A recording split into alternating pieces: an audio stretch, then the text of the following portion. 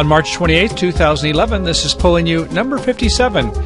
Greeting, Bridge friends. It's Michael here at Bridge Hands, and welcome to Day 2 on Partnership Agreements. On our last episode, we explored Bridge Laws 20, 40, and 75. As you'll recall, during the auction phase, you can ask for review and an explanation of the calls at your turn to make a call. You can ask for the relevant alternatives, and you can ask for the inferences why another call wasn't chosen. Also, during the play phase, during the play period after the final pass, you may ask the explanation of a bid or a call throughout the play period, at your own turn to play, of course, not your partner's, where you can request an explanation of an opponent's bid or call made during the auction phase. And on Law 40, you can ask a player's systemic agreement, those explicit agreements or even the implicit agreements by a mutual understanding. The laws also require the partnership to make their understandings available to their opponents before the beginning of the play. And one thing that surprises some players, although we have partnership agreements and understandings, we are free to make any call or play. In other words, we're not required of necessity to follow our partnership understandings. And finally, Law 75 deals with mistaken explanations or calls. This deals with a mistaken or misleading explanation by a partner to the opponents who have requested information. If we hear misinformation given to the opponents, we are not allowed to adjust our bidding. We must adhere to our partnership agreements. Should we make a mistaken explanation that damages the opponents, then after play the score is adjusted. In other words, the opponents are entitled to redress to restore equity. However, that said, like Law 40, if we make a mistaken call, one that is not according to our partnership agreements, even though it was a mistake in this case, no redress is entitled to the opponents. If it was a slip of the tongue, we said the wrong thing, didn't mean to, a slip of the hand in the bidding box, we pull out the wrong bid, not the one we had meant, then the ball is in play. It's the rub of the green. And play continues. Okay, as an aside, but related to partnership agreements, we ask our audience to complete a brief survey regarding opening bids and overcalls. Over the weekend, we received hundreds of responses and would like to share our feedback here. In part 1 of this video, we will present the consolidated data and highlight some of your reply comments. In part 2 of our Bridge Hands analysis for members, I'll offer my analysis of the data. However, in appreciation for those of you who completed the survey and may not currently subscribe to our free Premium or Ultra memberships, for several weeks we'll provide everyone with access to the entire data analysis. Okay, let's begin checking our results. Okay, on our survey we had 12 questions, and for each question there were around 6 responses. A respondent could pick 1, 2, all the way up to 6 of the responses if it made sense to them, and there was also a spot for them to put comments, which we'll discuss later. So on our first question, opening the bidding varies based upon what criteria? And as you can see, the second item, the seat, first, second, third, or fourth seat where the player is sitting, was the one that was most relevant. 50% is in the middle, and so we have a much higher percentage. So most of the responses had more than 50%. The opponent's skill level clearly did not. Let's take a look at some specific numbers. Okay, the opening bids vary based upon vulnerability. 66% felt yes, that was an important factor. The seat, as we mentioned, almost 90% felt that this was a very important factor. The distribution points, the length points as most people would call them, 68% yes. The suit quality, how many primary or secondary honors the suit had, 69%. The opponent's skill level, almost 19%. And then other items that were manually scored, 13%. On question number 2, dealt with preemptive opening bids. It varies based upon the vulnerability. Yes, clearly a very important item for our respondents. Does the seat matter or not matter? Yes, the seat does matter. How about the quality? Is it important or is it only sometimes important? Pretty even here. Looking at the actual numbers, vulnerability for preempts, 81%. Seat matters, 69%. Seat does not matter, only 17%. Quality is always important. Less than half, 42%. Quality is sometimes important, a little bit higher, 43.5%, rounding to 44%. Next, we look at the overcall requirements. Vulnerability, important, but not as important as suit quality and the ability to give lead direction. Way up here for this one. Length at higher levels, important. Overcall with values, even more important. Let's take a look at the data. So our overcall requirements based upon vulnerability gained 65%, and suit quality, as well as having good lead direction, by far a heavy hitter, 88%. Length at higher levels, 61%. Overcall with values, 70%. Overcall without values, only 9%. Next, we inquire about opening a little bit light. What do we do it based upon? Vulnerability, over 50%. How about the seat? First, third seat? Yes, that's the big hitter here. Rule of 20, rule of 15, fairly strong. How about opening with a bad 12 points, such as with Jack Doubleton, Jack Tripleton, Queen Doubleton, King Queen tight, or Queen Jack tight? Not very many at all. And the supporting data for opening light, vulnerability, 59%. Based upon the seat, first, third, fourth, and so on, 83%. How about the rule of 20, rule of 15? Yes, 70%, not as strong as the seat per se. How about a bad 12 high card points? Only 19%. How about no trump opening based upon varying shapes? Some interesting and surprising answers here. Solid and conservative? By all means, over 50%. How about a 5-4-2-2 shape with stoppers in the side doubleton suits? Less than half of what we had before.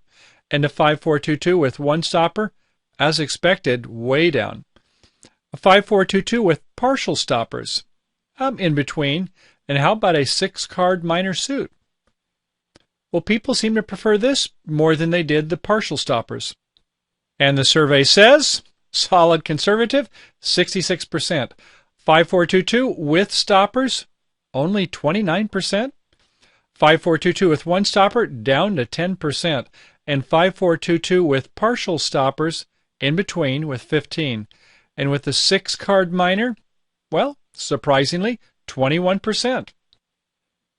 Okay, number 6, no trump opening. What other criteria do we base it on? How about discounting for Queen Jack, Queen third, Queen Doubleton, King Queen tight, or Queen Jack tight? Yes, almost 50% would agree. Do we count extras for distribution, such as a nice suit headed by Ace King 5 times? Oh yes, more than half for that. How about a 5-card heart suit? Less than half. How about a 5-card spade suit? A little bit less than that, but not appreciably different. And other factors such as vulnerability or the seat, around 25%. Let's look at the numbers, please. Okay, the discount factor for poor suit quality, 47%. The extras for Ace King 5 times, a 5-card suit headed by high quality values, 56%.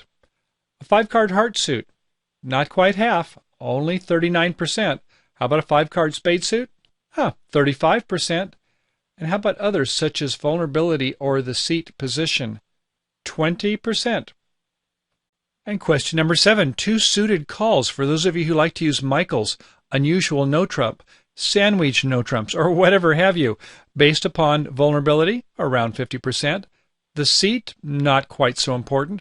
The 2 level versus committing your partnership to the 3 level.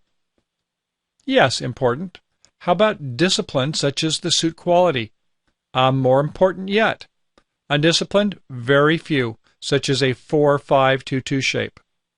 And looking at the supporting data, vulnerability, 53%, the seat, 39%, the level, 2 versus 3 level, 52% thought that was important. Disciplined, yes, 60%. The suit quality is important. Undisciplined, such as a 4-5-2-2 shape, only 14%. And on question number 8, special opening bids for those who chose to answer this one. For a 3 no trump, how many used a gambling 3 no trump with a Ace King Queen 7 times? Clearly over 50%. How about making the same bid, however using a broken 8-card suit? Small percentage. How many use 2 diamonds as some sort of a conventional call versus just a weak preemptive 2? Well, looks like it's under 50%. Or 2 hearts or 2 spades in the 4th seat. Does it show full opening values? Not as many as we might expect.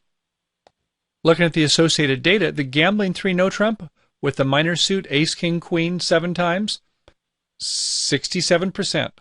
The gambling 3 no trump with a broken 8-card suit as an alternative, only 8% use this method. Conventional 2 diamond bid of some sort. 1/3 or more, 37% of our respondents responded yes. How about 2 heart or 2 spade bid in the 4th seat? Do they show that as full values? No, only 38% chose to use that method. Now, number 9, we turn our attention to the criteria for a takeout double based upon, right away we can see less with more shape is more than 50%. Our respondents are more comfortable making a takeout double call with less points and more shape than they are based upon, as a for instance, worrying about vulnerability or the seat or relative position. And how about doubling and then bidding a new suit? The type 2 doubles, what does that mean? A slightly higher percentage, almost 50%, seem to like the idea of making a double in a new suit with 18 points and a very good suit. Slightly less values with 16 points and an okay suit. The numbers, please. Takeout double based upon vulnerability, only 39% worried about this. Same with the seat or position, 40%. Less with more shape, yes, 57% thought this was a good answer. And the double in a new suit with a very good hand, 18 points and a very good suit, 49%. Double with a lesser suit and 16 plus points, 42% on this one. On item number 10, we have an assortment of questions, so we'll work through this slowly. 2 no-trump overcalls in the pass-out seat. Does it require 19 to 21 points? Less than 50% would agree with this one. How about with favorable vulnerability? Would you interfere with the opponent's strong 2-club bid? Almost 50%, yes. How about neutral vulnerability? Would you interfere with the opponent's 2 clubs? About half that. Preemptive jump overcalls. Does it promise the expected length? Oh yes, say most. How about preemptive jump overcalls? Does it promise suit quality? Not so very much, say most of our respondents. And our associated data, the 2 no-trump overcalls with 19 to 21 points, 38%. 2-club interference with favorable vulnerability, 46%. How about neutral vulnerability? Down to 20%. How about preemptive jump overcalls? Does it promise the expected length? Yes, say 79%. How about the expected strength in the suit? Only 23% will agree with this one. On question number 11, we probe opening or overcalling 1 heart or 1 spade based upon varying suit lengths. Does it always require a 5-card or longer suit? Yes, say about 3/4. How about opening a 4-card suit with strong honors? Not too many. How about overcalling a 4-card suit with strong honors? About twice as many, but still not anywhere near 50%. How about overcalling a 4-card suit with 13 points? Hardly any at all. How about in the 3rd or 4th seat if we have the requisite high card points and 4-card suit? Still not too many. Turning our attention to the numbers for the major suit opener or overcallers, always a 5-card suit, 75%. Opening a 4-card suit with strong honors, only 14%, and overcalling the same, up to 31%. Overcalling a 4-card suit with 13 points, but not necessarily strong honors in a suit, only 11%. And having the requisite high card points with a 4-card suit in 3rd or 4th seat, 14%. On our last question, when it comes to opening or overcalling 1 club or 1 diamond, right away we can see that the big heavy hitter is opening 1 diamond with a 3-card or longer diamond suit, more than 50%, as opposed to opening 1 club with only 2 clubs or more, the short club, less than half. How about overcalling one diamond with a 4-card strong diamond suit? Not too many. How about overcalling one diamond with a 4-card suit and 13 points? Still, not too many. How about overcalling 2 clubs with 4 clubs in a strong honor situation? Very few. And our supporting numbers, those who like to open 1 club with a short club, 2 clubs or more, 31%. Versus those who use the traditional 1 diamond showing 3 or more diamonds, 61%. In the overcall situation, 1 diamond with 4 or more and a strong diamond suit, only 27%. How about opening 1 diamond with 4 or more and 13 points? Maybe not a strong suit. 27%. And overcalling 2 clubs with only a 4-card club suit, but with a strong hand? Only 13%. Okay, I hope you enjoyed part 1 of our lesson for free Premium and Ultra members. On our next segment, I will provide my analysis of the data. And in appreciation for everyone providing their valuable inputs to us on an interim basis, everyone is invited to view part 2 with our feedback. Of course, if you're not currently a member, we welcome you to regularly begin enjoying membership privileges for under $10 for a 3-month subscription. So don't delay. Come on down and sign up today. Okay, everyone, I hope to see you on the flip side. Bye for now.